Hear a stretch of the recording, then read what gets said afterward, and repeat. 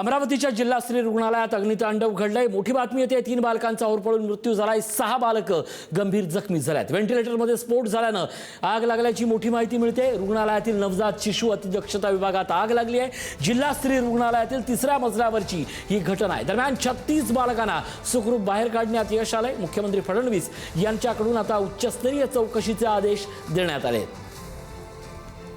3 बजे के टाइम वो आग लगी और हमको बाहर कर दिएगा और बच्चे इधर से उधर, हम समझो हमको तो होश ही ठिकाने नहीं थे कि ऐसे क्या हो गया, पर कैसा हो गया। हम हमारे बीवी के लिए गए वापस लेने, तो बोले बच्चों को लाओ, बोले पहले वहाँ से उठा के, तो बच्चे वहाँ से गायब थे पूरे।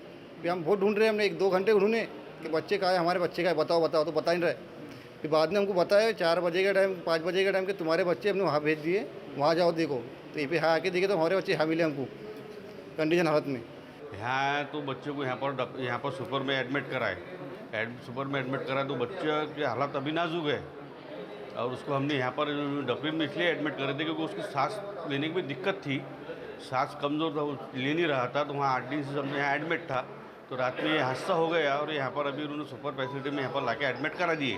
अब यहाँ पर हमको बच्चे का कुछ भी लोकेशन बता नहीं रहे हो कि बच्चे को क्या हुआ है, उसको चटके लगे हैं कि क्या है, कुछ ऐसे यहाँ पर अभी कुछ बता नहीं रहे।